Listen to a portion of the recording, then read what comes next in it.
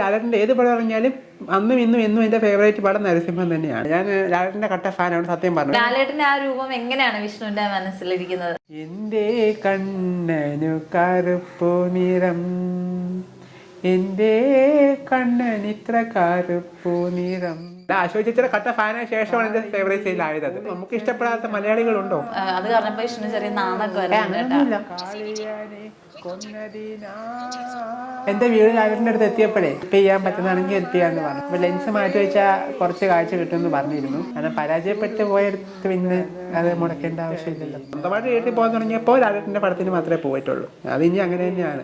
കണ്ണനു കറുപ്പു നിറം. Hi hello, welcome to CVTV.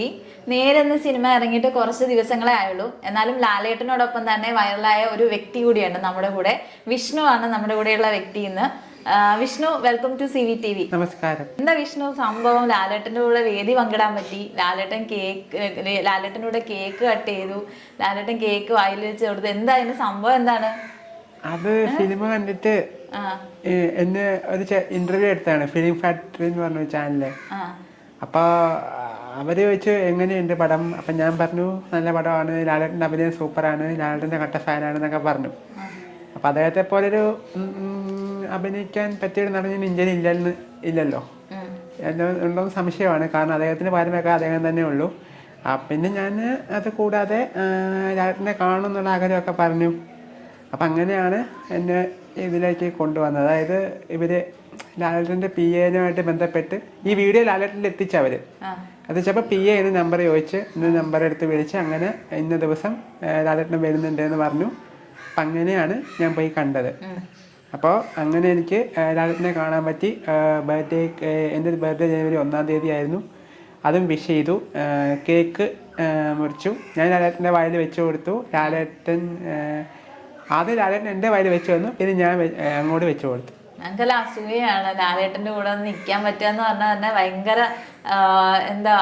ഭയങ്കര ത്രില്ലുള്ള മൊമെന്റ് ആയിരുന്നു. വിഷ്ണു അത് എൻജോയ് ചെയ്തോ? ശരിക്കും അതെന്റെ ഏറ്റവും വലിയ ആഗ്രഹമായിരുന്നു. അതായത് ഞാനൊരു ഇടയ്ക്കൊരു ഇവിടെ പോയി, ലൊക്കേഷനിൽ പോയി. അപ്പോൾ ഒരു സെലിബ്രിറ്റി അവിടെ ബിഗ് ബോസിൽ അഭിനയിച്ച് സെലിബ്രിറ്റി സീരിയലിൽ അഭിനയിക്കുന്നുണ്ട്. പത്തരമാറ്റ സീരിയലിനകത്ത് മണികണ്ഠൻ എന്ന് പറയുന്ന ഒരു സാറ്. അപ്പോൾ ആ സാർ എന്നോട് പറഞ്ഞു എന്തെങ്കിലും ഒരിക്കൽ ലാലേട്ടനെ കാണാൻ പറ്റട്ടെ എന്ന് ആശംസിക്കുന്നു എന്ന് പറഞ്ഞു. അതുപോലെ തന്നെ സത്യമായി. ആ സാർ എന്റെ ഇന്റർവ്യൂ ഒക്കെ എടുത്തു ആ ലൊക്കേഷനിൽ പോയപ്പം. അപ്പൊ എന്നോട് ഇങ്ങനെ പറഞ്ഞു എന്തെങ്കിലും ഒരിക്കൽ ലാലേട്ടനെ കാണും എന്ന് പറഞ്ഞു.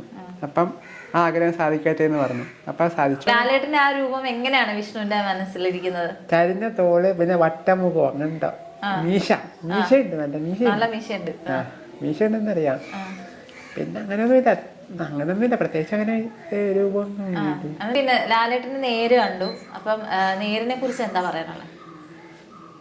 ഒരു രക്ഷയില്ലാത്ത പടമാണ്. പിന്നെ ഈ പറഞ്ഞ പോലെ സസ്പെൻസ് ഒന്നുമില്ല. ഒരു ഹീറോയിസം എന്നുള്ളതൊന്നും പറയാൻ പറ്റില്ല. കാരണം ആദ്യമൊക്കെ നല്ലൊരു പരാജിതനായൊരു ക്യാരക്ടറാണിത്. പിന്നെ അങ്ങനെ അവസാനം സത്യം കണ്ടെത്തുന്നതാണ്. അതൊക്കെ നല്ല കഥാപാത്രമാണ്. പിന്നെ സിദ്ദിഖിന്റെ അഭിനയം ആണെങ്കിലും രാജശേഖരൻ എന്ന കഥാപാത്രം സൂപ്പറാണ്. പിന്നെ അനുശ്വര ചേച്ചി എന്ന് പറയുന്നത് ബ്ലൈൻഡ് ആയിട്ട് അഭിനയിച്ച ഇതാണ്. അപ്പം ആ അഭിനയം സൂപ്പറാണ്. പണ്ടപ്പോ സങ്കടം വരും. വിഷ്ണുവിനെ ഞാൻ ആദ്യമായിട്ട് കാണുന്നത് ഗൗരി കൃഷ്ണ അല്ലെ? ഗൗരി കൃഷ്ണയുടെ കല്യാണത്തിനാണ്. കട്ട ഫാനാണ് ഞാൻ ഗൗരി ചേച്ചിയുടെ.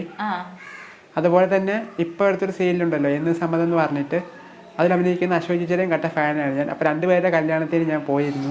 അശ്വതി രാഹുലിന്റെ കല്യാണത്തിന് പോയപ്പോഴാണ് പിന്നെ രണ്ടാമത് കാണുന്നത്. ആദ്യം കണ്ടപ്പോ ഒന്നും സംസാരിക്കാനൊന്നും പറ്റിയില്ല, തിരക്കായിരുന്നു. പിന്നെ രണ്ടാമത് നേരത്തെ ഞങ്ങൾ അവിടെ പോയി. അപ്പൊ വിഷ്ണു അവിടെ നേരത്തെ ഓഡിറ്റോറിയം തുറക്കുന്ന ആ സമയത്ത് തന്നെ അവിടെ എത്തിയിട്ടുണ്ടായിരുന്നു അല്ലേ? 6 മണി.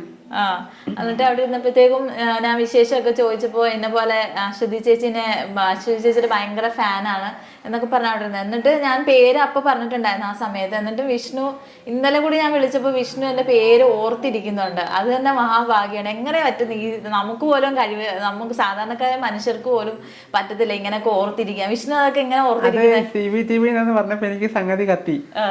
അപ്പൊ എനിക്ക് പേര് അറിയാലോ. എന്നാലും പേര് ഓർത്തിരിക്കാൻ വേണ്ടി ഞാൻ നമ്പർ പോലും കൊടുത്തിട്ടുണ്ടായിരുന്നില്ല.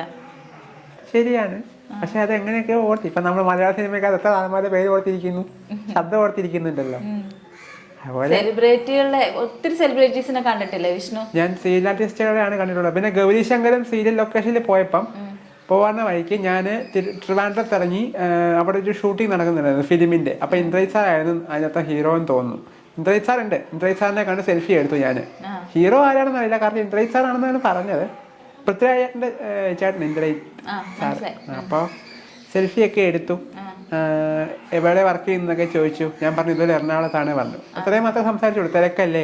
വിഷ്ണു വർക്ക് ചെയ്യുന്നുണ്ട് കേട്ടോ. വിഷ്ണു എന്താ ചെയ്യുന്നത്? ഞാൻ എറണാകുളത്ത് ഏഷ്യാനെറ്റ് ബ്രോഡ്ബാൻഡ് ടെലികോൾ സെന്ററിൽ വർക്ക് ചെയ്യുന്നു. എൻവിഷൻ ട്രസ്റ്റ് എന്നാണ് സ്ഥാപനത്തിന്റെ പേര്. എന്താ അവിടെ മോഡത്തിന്റെ AMC ഡിപ്പാർട്ട്മെന്റ് ആണ് കൈകാര്യം ചെയ്യുന്നത്, വാറണ്ടി. അപ്പൊ ഞങ്ങൾക്ക് ടാർഗറ്റ് ഉണ്ട്. ഒരു മാസം ടീം 6000 നമ്പറാണ് എത്തിക്കേണ്ടത്. 6000 നമ്പർ നമ്മൾ അവിടെ തയ്ക്കണം എന്നാണ് റൂൾസ്. ഞങ്ങള് ഈ വാറണ്ടി പുതുക്കുന്ന സെക്ഷനിൽ വർക്ക് ചെയ്യാണ്. മോഡത്തിന്റെ വാറണ്ടി പുതുക്കുന്ന സെക്ഷൻ AMC. അപ്പൊ നമ്മള് ബില്ല് അയക്കാവിടെ ലിങ്ക് SMS അയച്ചിട്ടുണ്ട് പറയും. അപ്പൊ അത് കസ്റ്റമർ നോക്കിയിട്ട് ബില്ല് പേ ചെയ്തോളും. അപ്പൊ അതാണ് വർക്ക്. ചിലർ പേ വേണ്ടാന്ന് പറയും. താല്പര്യമില്ലാത്തവർക്ക് നമ്മൾ ബില്ല് വേണ്ടാന്ന് എഴുതും. പിന്നെ കുറച്ച് കഴിഞ്ഞ് വിളിക്കാൻ പറഞ്ഞ കോൾ ബാക്ക് ഈ സമയം ഇത്ര സമയത്തിനുള്ളിൽ വിളിക്കണമെന്ന് അവിടെ മാർക്ക് ചെയ്യും.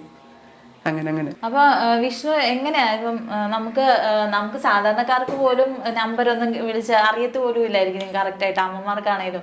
വിഷ്ണു അതെങ്ങനെയാ ഈ ആൾക്കാരെ വിളിക്കുന്ന പേര് തപ്പിയെടുത്തൊക്കെ? അത് ഈ ഫോണിൽ ഒരു സോഫ്റ്റ്വെയർ ഉണ്ട്, ടോക്ക് ബാക്ക് സോഫ്റ്റ്വെയർ. ഈ സോഫ്റ്റ്വെയർ എന്ന് പറയും.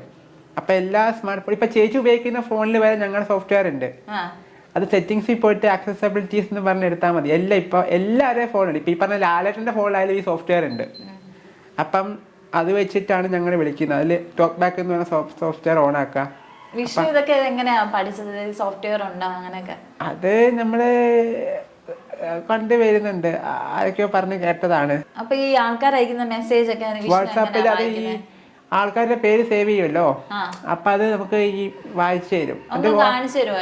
എന്റെ ഫോണിന്ന് എന്നെ ഒന്ന് വിളിക്കോ? ചേച്ചി വിളിക്കാനോ?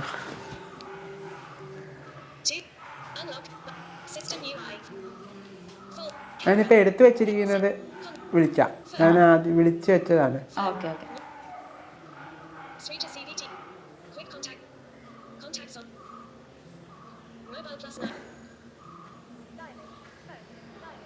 ഇങ്ങനെ നീ സെർച്ച് ചെയ്ത് വേണമെങ്കിൽ വിളിക്കാം. ചേച്ചി ഞാൻ വിളിച്ചതാ. വാട്സാപ്പിൽ മെസ്സേജ് ഒക്കെ എങ്ങനെയാ നോക്കുന്ന വിഷ്ണു? അത് വാട്സാപ്പ് തുറക്കുമ്പോ ഇന്നാള് മെസ്സേജ് അയച്ചെന്ന് അറിയാൻ പറ്റും. അപ്പം ഇപ്പൊ ചേച്ചിയാണ് മെസ്സേജ് അയക്കുന്നെങ്കിൽ പേര് വായിച്ചു അങ്ങനെ അല്ലേ? അപ്പൊ വോയിസ് പ്ലേ ചെയ്യുന്നു. പിന്നെ വിഷ്ണു എല്ലായിടത്തും ഒറ്റയ്ക്കല്ലേ യാത്ര ചെയ്യുന്നത്? ഒരുപാട് സ്ഥലത്ത് പോകാറുണ്ടല്ലോ. ഇപ്പൊ ട്രിവാൻഡ്രത്ത് പോകുന്നു, കൊല്ലത്തുനിന്ന്, പിന്നെ അതുപോലെ തന്നെ എറണാകുളത്ത് പോകുന്നു. അതെങ്ങനെയാ പോകുന്നത്? അത് കറക്റ്റ് സ്ഥലത്ത് എങ്ങനെ എത്തിപ്പെടുന്നത്? നമുക്ക് പോലും ലൊക്കേഷൻ ഇട്ടാൽ പോലും ചിലപ്പോ തെറ്റി പോകും. വിഷ്ണു എങ്ങനെയാണ് എത്തിപ്പെടുന്നത്? ഈ ബസ് സ്റ്റാൻഡിലൊക്കെ ഈ വഴിയൊക്കെ നടക്കാൻ സഹായിക്കുന്ന യാത്രക്കാർ ഹെൽപ്പ് ചെയ്യുമല്ലോ. അപ്പൊ ആ ഹെൽപ്പില്ലാതെ എന്തായാലും മുന്നോട്ട് പോകാൻ പറ്റൂല. യാത്രക്കാർ ഹെൽപ്പ് ചെയ്യുന്നുണ്ട്. അപ്പൊ അങ്ങനെ ചോദിച്ച് പിന്നെ ഓട്ടോ ഒക്കെ വിളിച്ച ആൾക്കാരുണ്ടാവും. നമുക്ക് ഇന്ന സ്ഥലത്ത് പോകണമെന്ന് പറഞ്ഞാൽ ഓട്ടോ വിളിച്ചു തരും. അപ്പൊ അങ്ങനെ ഓട്ടോയിൽ കയറി നമ്മളെത്തുന്ന സ്ഥലത്ത് എത്തും. വിഷ്ണു സീരിയലിന്റെ ഒരു ആരാധകനാണ് കേട്ടോ. ഗീതാ ഗോവിന്ദം, പത്തരമാറ്റ്. പിന്നെ എന്റെ ഫേവറേറ്റ് സീരിയൽ എന്നും സമ്മതമാണ്. അതാണ് എന്റെ ഫേവറേറ്റ്. കട്ട ഫാനാണ്. പക്ഷെ എന്നും സമ്മതം സീരിയൽ എന്റെ ഫേവറേറ്റ് അത് അശ്വതി ചേച്ചി ഉള്ളതുകൊണ്ടല്ല. അശ്വതി ചേച്ചിയുടെ കട്ട ഫാനായ ശേഷമാണ് എന്റെ ഫേവറേറ്റ് സീരിയൽ ആയത്. അപ്പൊ അശ്വതി ചേച്ചിനെ വിളിക്കാറുണ്ടോ? വല്ലപ്പോഴും വിശേഷ ദിവസങ്ങളിൽ മാത്രം അല്ലെ വിളിക്കുന്ന ആളാണ്. എന്തുകൊണ്ടാ എന്നും സമ്മതം സീരിയൽ ഇഷ്ടപ്പെടാൻ കാരണം? അത് ഇഷ്ടപ്പെടാൻ കാരണം ഞാൻ ഈ അതിന് മുന്നേ ഈ ഡബിങ് ആർട്ടിസ്റ്റ് പാർവതിയുടെ കട്ട ഫാനാണ് ഞാൻ 2015 തൊട്ടേ. അപ്പൊ അങ്ങനെ ഈ അശ്വതിക്ക് ഡബ് ചെയ്ത പാർവതി ചേച്ചിയാണ്. ഇപ്പൊ അങ്ങനെ അത് കണ്ട് ഈ ക്യാരക്ടർ കണ്ടിട്ട് ലക്ഷ്മി എന്ന് പറഞ്ഞ കഥാപാത്രം കണ്ട് ഇഷ്ടപ്പെട്ടതാണ്. പിന്നെ ഗൗരി ചേച്ചിയുടെ കട്ട ഫാനായത് കാരണമുണ്ട്. സംസ്ഥാന ടെലിവിഷൻ അവാർഡില്ലേ, അതിൽ ഡബിങ് ആർട്ടിസ്റ്റ് പാർവതി ചേച്ചിക്ക് അവാർഡ് ആദ്യമായിട്ട് കിട്ടുന്നത് ഗൗരി ചേച്ചി അഭിനയിച്ച സീരിയലാണ്, നിലാവ് നക്ഷത്രങ്ങൾ എന്ന് പറഞ്ഞിട്ട്. അപ്പൊ അതുകൊണ്ടാണ് പിന്നെ ഗൗരി ചേച്ചിയുടെ കട്ട ഫാനായത്. പിന്നെ പൗർണമി തിങ്കൾ വന്നപ്പോ അങ്ങനെയായി. അതപ്പോ ചെറിയൊരു ഫാനായിരുന്നു. പിന്നെ പൗർണമി തിങ്കൾ വന്നപ്പോ കട്ട ഫാനായി. പിന്നെ അശ്വതി ചേച്ചിയുടെ കട്ട ഫാനാവാനുള്ള കാരണം എനിക്ക് എന്താന്ന് എനിക്ക് അറിഞ്ഞൂടാ. പിന്നെ ക്യാരക്ടർ വെച്ചായിരിക്കും. അതായത് ടി വിയിൽ നമ്മൾ ഡബിങ് ആണ് കേൾക്കുന്നത്. ഈ വർക്കിന്റെ ഇടയ്ക്ക് എങ്ങനെയാ ഈ സീരിയല് കാണാൻ പറ്റുന്നത്? സെലിബ്രിറ്റീസിനെ കാണാൻ പറ്റുന്നു? എങ്ങനെ ഈ സമയം കണ്ടെത്തുന്നു? അത് ഈ ലഞ്ചിന്റെ ഇടയ്ക്ക് ഞാൻ ഈ ഇയർഫോൺ വെച്ചിട്ട് കുത്തിയിട്ട് കഴിച്ചോണ്ട് സീരിയൽ കാണും. എന്നും സമ്മതം.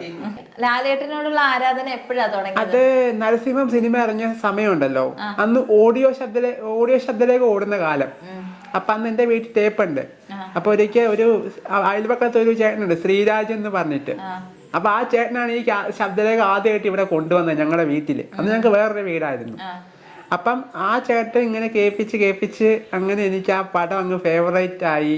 ഞാൻ ലാലേട്ടന്റെ കട്ട ഫാനായി. പിന്നെ അവിടെ നിന്ന് ഇവിടുന്ന് ഒക്കെ ആ കാസറ്റ് കിട്ടുമ്പോൾ മേടിക്കാൻ തുടങ്ങി. പിന്നെ ഞങ്ങൾ പൈസയ്ക്ക് ആ കാസറ്റ് വാങ്ങി എടുത്തു, കേട്ടു. അങ്ങനെ ഓഡിയോ ശബ്ദരേഖ കേട്ടാണ് ഫാനായത്. പിന്നെ സിനിമ കണ്ടു, അങ്ങനെ കുറെ വട്ടം കണ്ടു. ഇപ്പോഴും എന്റെ കയ്യിൽ ഇരിപ്പുണ്ട് ആ ഡിസ്ക്. നരസിംഹമാണ് വിഷ്ണുവിന്റെ ഫേവറേറ്റ് പടം അല്ലേ? അതെ, ഏത് പടം ഇറങ്ങിയാലും ലാലേട്ടന്റെ ഏത് പടം ഇറങ്ങിയാലും അന്നും ഇന്നും എന്നും എന്റെ ഫേവറേറ്റ് പടം നരസിംഹം തന്നെയാണ്. മമ്മൂക്കിനെ ഇഷ്ടമാണോ? ഇഷ്ടമാണല്ലോ. നമുക്ക് ഇഷ്ടപ്പെടാത്ത മലയാളികളുണ്ടോ? പിന്നെ മമ്മൂക്കയുടെ സിനിമ, എല്ലാവരുടെ സിനിമ ഞാൻ കാണും. പക്ഷെ തിയേറ്ററിൽ പോയി കാണുന്നത് ലാലേട്ടന്റെ പടമാണെന്ന് മാത്രമേ ഉള്ളൂ. ബാക്കിയുള്ള സിനിമ എങ്ങനെ കാണുന്നേ?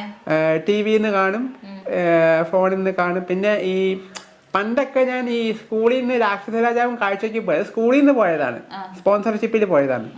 അല്ലാതെ ഞാൻ സ്വന്തമായിട്ട് തിയേറ്ററിൽ പോകാൻ തുടങ്ങിയപ്പോൾ ലാലേട്ടന്റെ പടത്തിന് മാത്രമേ പോയിട്ടുള്ളൂ. അത് ഇനി അങ്ങനെ തന്നെയാണ്. സുരേഷ് ഗോപി സാറിനെ കണ്ടിട്ടുണ്ടോ? ഞാൻ നേരിട്ട് കണ്ടിട്ടില്ല. പക്ഷെ ടെലിവിഷൻ അവാർഡിന് കഴക്കൂടത്ത് പോയിരുന്നു. അപ്പോഴൊക്കെ ഒരു അവാർഡ് ഫംഗ്ഷൻ വന്നിരുന്നു കഴിഞ്ഞ 2018 അന്ന് സുരേഷ് ഗോപി സാർ അവിടെ വന്നിരുന്നു. ഞാൻ നേരിട്ട് കണ്ടില്ല, പ്രസംഗം ഞാൻ കേട്ടു. അന്ന് മറ്റേ പാട്ടൊക്കെ പാടി, ഇളയ നില എന്നൊക്കെ പറഞ്ഞൊരു പാട്ടില്ലേ, പൊഴുകിയിട്ടേ എന്നൊക്കെ പറഞ്ഞൊരു പാട്ട്, അന്ന് മറ്റേ കണ്ടിരുന്നു. അപ്പൊ അന്ന് നമ്മുടെ പരസ്പരത്തിലെ ദീപ്തി എന്ന് പറഞ്ഞ കഥാപാത്രം ചെയ്ത ഗായത്രി ചേച്ചിക്ക് അവാർഡ് കൊടുത്ത സുരേഷ് ഗോപി ചേട്ടനാണ്. അല്ലല്ലല്ല, ഞാൻ അശ്വതി ചേച്ചിയുടെ ഫാനാണ്. അശ്വതി ചേച്ചിയുടെയും ഗൗരി ചേച്ചിയുടെയും കട്ട ഫാനാണ് പൗർണമി തിങ്കളിലെ. പിന്നെ ഡബിംഗ് ആർട്ടിസ്റ്റ് പാർവതി ചേച്ചിയുടെ. ഓ ഉണ്ട് 2016 ഏപ്രിൽ 17 ഞായറാഴ്ച കൃത്യം 11:30. ദൈവമേ. അതിനു മുന്നേ ഞാൻ ചേച്ചിയെ കാണാൻ വേണ്ടി ആ സ്റ്റുഡിയോയിൽ പോയായിരുന്നു. അപ്പൊ ചേച്ചി ഇല്ല. അപ്പൊ ഒരു റെക്കോർഡിസ്റ്റ് ഉണ്ട് പ്രദീപ് എന്ന് പറഞ്ഞിട്ട് VTV സ്റ്റുഡിയോയിലുണ്ടായിരുന്നു. അന്ന് മറ്റേ സ്ത്രീധനം തീരാറായ സമയമായിരുന്നു, സ്ത്രീധനം. പിന്നെ ആ കൂടെ കാണാക്കാൻ വേണ്ടി സീരിയൽ പുതിയ തുടങ്ങിയിട്ടുണ്ടായിരുന്നു. അന്ന് ഗൗരി ചേച്ചി അഭിനയിച്ച സീരിയല്ലേ. അപ്പൊ ഡബ് ചെയ്യുന്നത് പാർവതി ചേച്ചിയാണ്. അപ്പൊ എന്നോട് പറഞ്ഞു ഇന്ന ഡേറ്റിൽ വരാൻ പറഞ്ഞു. അപ്പൊ ഞാൻ അവിടെ പോയി കണ്ടു. അന്ന് പിന്നെ ഈ ഫോണൊന്നും ഇല്ല കയ്യിൽ. അന്ന് ലൊടക്കൊരു ടോപ്പ് ബാക്ക് സപ്പോർട്ട് ചെയ്യാത്തൊരു ഫോൺ, പഴയ ഒരു ഫോൺ, പിക് പോക്കറ്റിന്റെ. അപ്പൊ അതിലെനിക്ക് ഞാൻ സീരിയൽ കാണാൻ വേണ്ടി മാത്രം ഒരു സിം എടുത്തിടും. അപ്പം ഫ്രണ്ട്സൊക്കെ എന്താ പറയാ അതിൽ സീരിയലൊക്കെ എനിക്ക് എടുത്തിടും. അപ്പൊ എനിക്ക് സ്വന്തമായിട്ട് എടുക്കാൻ അറിയില്ലായിരുന്നല്ലോ. അപ്പം ചന്ദ്രമഴയൊക്കെ ഞാൻ കണ്ടത് ആ ഫോണിലാണ്. അപ്പൊ വിഷ്ണുവിന്റെ അമ്മയും അച്ഛനൊക്കെ ഇതൊക്കെ സപ്പോർട്ട് ചെയ്യുന്നുണ്ടോ? സെലിബ്രിറ്റീസിനെ കാണാൻ പോകുന്നതും അവർക്ക് ടെൻഷൻ ഉണ്ടോ? അവർക്ക് ടെൻഷൻ ഉണ്ടെന്ന് വെച്ചാൽ ഈ മറ്റേ രാത്രി പോക്കാണ് അവരുടെ ടെൻഷൻ. നമ്മൾ എത്തുക. ഞാൻ ഇപ്പൊ അതുകൊണ്ട് രാത്രി പോകുമ്പോ വിളിച്ച് പറയാറില്ല. വിഷ്ണു എത്ര വരെ പഠിച്ചത്? ശരിക്കും ലാലേട്ടന്റെ മുമ്പിൽ വെച്ചിട്ട് കള്ളം പറയാൻ പറ്റില്ല. ഞാൻ ലാലേട്ടന്റെ കട്ട ഫാനാണ്, സത്യം പറഞ്ഞു. ശരിക്കും ഈ ചോദ്യം വേറെ നിറഞ്ഞ കണ്ടിട്ടാണ് ചോദിക്കുന്നതെങ്കിൽ ഞാൻ ഡിഗ്രി തന്നെ പറഞ്ഞായിരുന്നു. പക്ഷെ ഞാൻ ശരിക്കും MA പഠിച്ചത്. MA 2 പോയി. അത് ലാലേട്ടനോട് ഞാൻ അവിടെ പറഞ്ഞ കാര്യമാണ്. അപ്പൊ അതുകൊണ്ട് ഞാൻ അത് തിരുത്തുന്നില്ല. വിഷ്ണു അത് ഞാൻ 1 തൊട്ട് 7 വരെ കീഴ്മാട് ബ്ലൈൻഡ് സ്കൂളിൽ പഠിച്ചു. 8, 9, 10 അവിടെ ആ ഹോസ്റ്റലിൽ നിന്നുകൊണ്ട് സാധാ സ്കൂളിൽ പഠിച്ചു. കുട്ടമ്മശ്ശേരി GHS സ്കൂളിൽ പഠിച്ചു. ഒരു മിനിറ്റ്, കസ്റ്റമറാ. കുട്ടമ്മശ്ശേരി സ്കൂളിൽ പഠിച്ചു. ആടുന്ന് ഡിഗ്രി. അത് ഞാൻ പരിചയപ്പെട്ട നമ്പറാണ്. ഞാനിന്ന് രാവിലെ വിളിച്ചതാ. അപ്പൊ അവിടെ ചിലരൊക്കെ ഇപ്പൊ അറിയില്ല. ഇപ്പൊ ചാനലുകാരൊക്കെ എന്നിട്ട് ഞാൻ കോഴിക്കോട് +1 +2 കോഴിക്കോട് കൊളത്തറ പഠിച്ചു. പിന്നെ തിരുവനന്തപുരം യൂണിവേഴ്സിറ്റി കോളേജിലാണ് ഡിഗ്രി MA ചെയ്തത്. പിന്നെ ഒരു വർഷം വെറുതെ ഇരുന്നു. പിന്നെ CRMന്റെ കോഴ്സിന് പോയി. അവിടെ നിന്നാണ് എന്നെ CRM means customer relationship management, കാക്കനാടായിരുന്നു സ്ഥലം, എറണാകുളത്ത്. അപ്പൊ അവിടെ നിന്നാണ് എന്നെ ഇങ്ങോട്ട് കയറ്റിയത്, ഏഷ്യാനെറ്റ് ബ്രോഡ്ബാൻഡിലേക്ക് പ്ലേസ് ചെയ്തത്. 3 വർഷം 3 years. 2019 ഒക്ടോബർ 26 ഞാൻ അവിടെ ശരിക്കും കോൾ വിളിച്ചു തുടങ്ങുന്നത്. അതിന് മുന്നേ ഇന്റർവ്യൂ ഒക്കെ എടുത്ത് വന്നു, കമ്പ്യൂട്ടർ സിസ്റ്റം ഒക്കെ പരിശീലിപ്പിച്ചു, അങ്ങനെ കോൾ വിളിച്ചു തുടങ്ങി. സപ്പോർട്ടീവ് ആണ്. പിന്നെ ഇപ്പൊ വന്നിരിക്കുന്ന മേഡം ഒക്കെ ഭയങ്കര സപ്പോർട്ടാണ്. എന്നെ ഇന്റർവ്യൂ ഒക്കെ ഉണ്ട് പറഞ്ഞപ്പോ ഒരു ഓൾ ദി ബെസ്റ്റ് ഒക്കെ തന്നു. അപ്പൊ ലാലേട്ടനെ കണ്ടെന്നൊക്കെ പറഞ്ഞപ്പോ ഭയങ്കര ഒരു ഇതായി, സന്തോഷമൊക്കെ ആയി. മാഡത്തിന് ടീം ലീഡാണ്, പുതിയതാണ്, ആഷ്മീനാണ് പേര്. ഈ ജോലിക്ക് വിടുന്നൊക്കെ ഉണ്ട്, പക്ഷെ മനസ്സുകൊണ്ട് താല്പര്യമൊന്നുമില്ല. എൻജോയ് ചെയ്യുന്നുണ്ടോ? ഞാനോ? കുഴപ്പമില്ല. വിഷ്ണുവിന്റെ പ്രൊഫഷൻ എന്ന് പറയുന്നത് ഒരു ടെലികോളർ ആയിട്ട് വർക്ക് ചെയ്യുകയാണ് ഏഷ്യാനെറ്റ് ബ്രോഡ്ബാൻഡിൽ അല്ലേ. പിന്നെ അഭിനയമൊക്കെ ഭയങ്കര ഇഷ്ടമായിരുന്നു. അതല്ലാണ്ട് എന്തൊക്കെ കഴിവുകളാണ്? പാട്ട് പാടും. പിന്നെ പടം വരയ്ക്കില്ലല്ലോ. അപ്പം നമുക്ക് വേണ്ടി 2 പേര് പാട്ട് പാടിയാലോ? വിഷ്ണു ഇഷ്ടമുള്ള പാട്ട്, ലാലേട്ടന്റെ പടത്തിലെ പാട്ടാണെങ്കിൽ അത്. ലാലേട്ടന്റെ പടത്തിലെ ഒരു പാട്ട് പാടാണ്. പാടിക്കും. എൻ്റെ കണ്ണനു കറുപ്പു നിറം, എൻ്റെ കണ്ണനിത്ര കറുപ്പു നിറം, കാളിന്തിയിൽ കുളിച്ചതിനാലോ, കാളിയനെ കൊന്നതിനാലോ, ശ്യാമരാധേ ചൊല്ലു നിൻ ചുടുചുംബനമേറ്റതിനാലോ, എൻ്റെ കണ്ണനു കറുപ്പു നിറം. അടിപൊളിയായിട്ട് പാടുന്നുണ്ടല്ലോ വിഷ്ണു, സൂപ്പർ ആയിട്ടുണ്ട് കേട്ടോ പാട്ട്. വിഷ്ണുവിന് വിഷമമായില്ലെങ്കിൽ ഒരു കാര്യം ചോദിക്കട്ടെ, എങ്ങനെ കണ്ണ് എന്തെങ്കിലും ചെയ്യാൻ ചെയ്യാൻ പറ്റുമെന്ന് എന്നോട് ഇങ്ങനെ അരവിന്ദ പോയി ചെക്കപ്പ് നടത്തിയപ്പോൾ പറഞ്ഞായിരുന്നു. അപ്പൊ ലെൻസ് മാറ്റി വെച്ചാൽ കുറച്ച് കാഴ്ച കിട്ടുമെന്ന് പറഞ്ഞിരുന്നു. അപ്പം അങ്ങനെ പക്ഷെ സർജറി നടത്തിയപ്പം ഇത് ഫെയിലായിപ്പോയി. ലെൻസ് മാറ്റി വെച്ചിട്ടും പ്രയോജനം ഉണ്ടായില്ല. പിന്നെ ഒന്നും ചെയ്യാൻ പറ്റില്ല എന്ന് പിന്നെ അറിഞ്ഞ് നിരമ്പ് ഇങ്ങനെ പൊടിഞ്ഞത് അത്രേ. അതാണ്. എപ്പം മുതലാ കാഴ്ച? ജനിച്ചപ്പോ മുതലേ ഇങ്ങനെയാണോ? ജനിച്ചപ്പോ ഉള്ളതാ. സർജറിക്ക് എന്തെങ്കിലും പറഞ്ഞായിരുന്നോ ലാലേട്ടന്? അതായത് ഞാനിങ്ങനെ ലാലേട്ടന്റെ വീഡിയോ, എന്റെ വീഡിയോ ലാലേട്ടന്റെ അടുത്ത് എത്തിയപ്പോഴേ ഇങ്ങനെ അവരോടൊക്കെ പറയുന്നു, എന്റെ ടീച്ചേഴ്സൊക്കെ ചോദിച്ചറിയാൻ പറഞ്ഞിരുന്നു കണ്ണിന്റെ സർജറിയുടെ കാര്യമൊക്കെ. ഹെൽപ്പ് ചെയ്യാൻ പറ്റുന്നതാണെങ്കിൽ ഹെൽപ്പ് ചെയ്യാന്ന് പറഞ്ഞു. സർജറി പറ്റുമെങ്കിൽ ഹെൽപ്പ് ചെയ്യാന്ന് പറഞ്ഞു. പക്ഷെ സർജറിയുടെ കാര്യം പറ്റില്ല എന്ന് ഞാൻ പറഞ്ഞായിരുന്നു അവരോട്, ഇങ്ങനെ ഫെയിലായി പോയതാണെന്ന്. പിന്നെ പൈസ കളഞ്ഞിട്ടും കാര്യമില്ലല്ലോ, കാരണം പരാജയപ്പെട്ട് പോയെടുത്ത് പിന്നെ അത് മുടക്കേണ്ട ആവശ്യമില്ലല്ലോ. വേറെ ഏതെങ്കിലും ഹോസ്പിറ്റലിൽ പോയി കാണിച്ചായിരുന്നോ? പിന്നെ വേറില്ല, ആദ്യം വേറൊരു ഹോസ്പിറ്റലിൽ പോയി, അവിടെ നിന്ന് ഇങ്ങനെ മരുന്നൊക്കെ തന്നു, അതിങ്ങനെ ഒഴിച്ചു, പിന്നെ പ്രയോജനം. പിന്നെയാണ് കുറെ വർഷങ്ങൾക്ക് ശേഷം ചെന്നൈയിൽ പോയത് അരവിന്ദ. 2017 ഞാൻ പോകുന്നത്. അപ്പം അന്ന് മറ്റേ വന്നിട്ട് ചെക്കപ്പിന് പോയതിൻ്റെ ചെക്കപ്പിന് അന്ന് ഒരു ദിവസം രാത്രി വണ്ടി കയറി, പിറ്റേ ദിവസം അവിടെ എത്തി ചെക്കപ്പ് ചെയ്ത്. അതിൻ്റെ പിറ്റേ ദിവസമാണ് ഏഷ്യാനെറ്റ് ടെലിവിഷൻ അവാർഡ് നടക്കുന്നത്. അതിൻ്റെ പിറ്റേ ദിവസം ഞാൻ ചെക്കപ്പിന് പോയപ്പം ഇങ്ങനെ ലെൻസ് മാറ്റി വെക്കാമെന്ന് പറഞ്ഞിരുന്നു. ഇങ്ങനെ ജൂലൈ 12 അന്ന് ഓപ്പറേഷൻ ഉണ്ട് എന്ന് പറഞ്ഞിരുന്നു. അപ്പോൾ പിറ്റേ ദിവസം ഞാൻ അമ്മയോട്, അതായത് അന്ന് പോയപ്പോഴേ ഞാൻ പറഞ്ഞു എനിക്ക് എക്സാം ഉണ്ട് എന്ന് പറഞ്ഞ് കള്ളം പറഞ്ഞിട്ട് ടെലിവിഷൻ അവാർഡിന് പോയി കഴക്കൂട്ടത്ത്. അന്ന് നമ്മുടെ ഈ സീരിയലാണ് ഓടിക്കൊടുക്കുന്നത്, ഭാര്യ സീരിയലില്ലേ, അതിനകത്ത് എലീന പഠിക്കലെന്ന് പറഞ്ഞ ചേച്ചിയില്ല, ആ ചേച്ചി ഞാൻ കണ്ട് സെൽഫിയൊക്കെ എടുത്തായിരുന്നു. ആ സെൽഫി ഇപ്പോഴും കിടപ്പുണ്ട്, കമ്പ്യൂട്ടറിൽ കിടപ്പുണ്ട്, ഫോണിലും കിടപ്പുണ്ട്. കുറെ വർഷമായി ആ സെൽഫി എടുത്തിട്ട് അത് ഇപ്പോഴും എന്റെ കയ്യിലുണ്ട്. ലീന പഠിക്കൽ. അതിനുവേണ്ടി കള്ളം പറഞ്ഞു അമ്മയോട്. ചേച്ചിയെ കാണാൻ വേണ്ടി പോയതല്ല, അത് കാണാൻ പറ്റുമെന്ന് ഞാൻ വിചാരിച്ചില്ല, അവാർഡ് കാണാൻ വേണ്ടി പോയതാണ്. അപ്പൊ അന്ന് ഞാൻ ഈ പാർവതി ചേച്ചിയുടെ കട്ട ഫാനായതുകൊണ്ട് പാർവതി ചേച്ചിക്ക് അവാർഡ് കിട്ടുമെന്ന് പ്രതീക്ഷിച്ച് പോയതാണ്. പക്ഷെ അന്ന് കിട്ടിയില്ല. പക്ഷെ ഞാൻ പോവാത്ത സമയമായിരുന്നു കഴിഞ്ഞ അവാർഡ് ഞാൻ പോയില്ല. പക്ഷെ അന്ന് കിട്ടിയത് പാർവതി ചേച്ചിക്ക്, അതെനിക്ക് നേരിട്ട് കാണാനും പറ്റിയില്ല. ഞാൻ ഇവിടെ ആയിരുന്നു അന്ന്. എന്നിട്ട് ചെന്നൈയിലായിരുന്നോ പോയത് ചെക്കപ്പിന് വേണ്ടി? ഓ, ചെന്നൈയിലായിരുന്നു പോയത്, അരവിന്ദ ഹോസ്പിറ്റലില്. കേരളത്തിൽ സർജറി ചെയ്യുന്ന ഹോസ്പിറ്റല് ഇല്ല, അവിടെ നിന്നാണല്ലേ പറഞ്ഞ. പിന്നെ അതിനുശേഷം ഹോസ്പിറ്റലൊന്നും കാണിച്ചിട്ടില്ല? ഇല്ല, പിന്നെ കാണിച്ചിട്ടില്ല. പിന്നെ ഒന്നും ചെയ്യാൻ പറ്റില്ല എന്ന് പറഞ്ഞ പിന്നെ കാണിച്ചില്ല. ഭാവി പരിപാടികൾ എന്തൊക്കെയാണ് വിഷ്ണുവിന്റെ? ഇപ്പൊ B.Ed പോണം. പിന്നെ അതിന് മുമ്പേ എന്തായാലും പിന്നെ എനിക്ക് പാട്ട് പാടാൻ ചാൻസ് കിട്ടാം. പിന്നെ ആണെങ്കിൽ നോക്കണം, പിന്നെ B.Ed പോണം, അതാണ് ആഗ്രഹം. കല്യാണം കഴിക്കണം എന്നൊക്കെ ആഗ്രഹം ഉണ്ടാ? അപ്പം അത് പറഞ്ഞപ്പോ വിഷ്ണു ചെറിയ നാണൊക്കെ വരാനില്ല, അത് പിന്നെ എല്ലാവർക്കും ഉള്ളതാണല്ലോ. വിഷ്ണു, നമുക്ക് കാഴ്ചയുണ്ടെന്ന് പറഞ്ഞിട്ട് കാര്യമില്ല, കാണാനും കൂടെ ഉള്ള മനസ്സ് വേണം. വിഷ്ണുവിന് അത് ഒരുപാടുണ്ട്, ദൈവം അനുഗ്രഹിച്ച് തന്നെ തന്നിട്ടുണ്ട്. ലാലേട്ടനെ പോലുള്ള ഒരു വ്യക്തിനെ കാണാൻ പറ്റി, അതുപോലെ ഒരുപാട് സെലിബ്രിറ്റീസിനെ കാണാൻ പറ്റുന്നുണ്ട്. വിഷ്ണുവിൻ്റെ ആഗ്രഹം പോലെ തന്നെ ഒരുപാട് B.Ed എടുക്കാനാണല്ലോ ആഗ്രഹം അല്ലേ? B.Ed പഠിച്ച് അതുപോലെ തന്നെ വിഷ്ണുവിനെ എല്ലാം അറിയുന്ന ഒരു പെൺകുട്ടി വിഷ്ണുവിന് വേണ്ടി എവിടെയെങ്കിലും കാത്തിരിക്കുന്നുണ്ടായിരിക്കും. പിന്നെ വിഷ്ണുവിൻ്റെ സർജറി ഏതെങ്കിലും ഹോസ്പിറ്റലിൽ വേറെ കാണിച്ചു നോക്കിയാൽ ചിലപ്പം അവരെന്തെങ്കിലുമൊക്കെ പറയും, സർജറിയുടെ കാര്യങ്ങളൊക്കെ റെഡി ആകുമായിരിക്കും. അത് അരവിന്ദ പോയപ്പോ തന്നെ മതിയായി. അല്ല, B.Ed അമ്മയുടെ ആഗ്രഹമായിരുന്നു, അത് ഞാൻ അവിടെ പറഞ്ഞായിരുന്നു. എനിക്ക് വേറെ എന്തെങ്കിലും ഗവൺമെന്റ് ജോലി, കമ്പ്യൂട്ടർ ടൈപ്പിംഗ്, അങ്ങനത്തെ ജോലിയാണ് ഇഷ്ടം അല്ലേ? നല്ല സാലറിയുള്ള ജോലി. വിഷ്ണുവിന്റെ ആഗ്രഹം പോലെ തന്നെ ജോലി, ഇഷ്ടമുള്ള ജോലി സെലക്ട് ചെയ്യാൻ വിഷ്ണുവിന് ദൈവം അനുഗ്രഹിക്കട്ടെ. അതുപോലെ നമ്മളെക്കാളും കൂടുതൽ കാഴ്ചശക്തി വിഷ്ണുവിനുണ്ടെന്ന് തന്നെ പറയാം. വിഷ്ണുവിന്റെ മനസ്സിൽ കറുപ്പോ വെളുപ്പോ ഒന്നുമില്ല, എല്ലാവരോടും ഒരേപോലുള്ള സ്നേഹമാണുള്ളത്.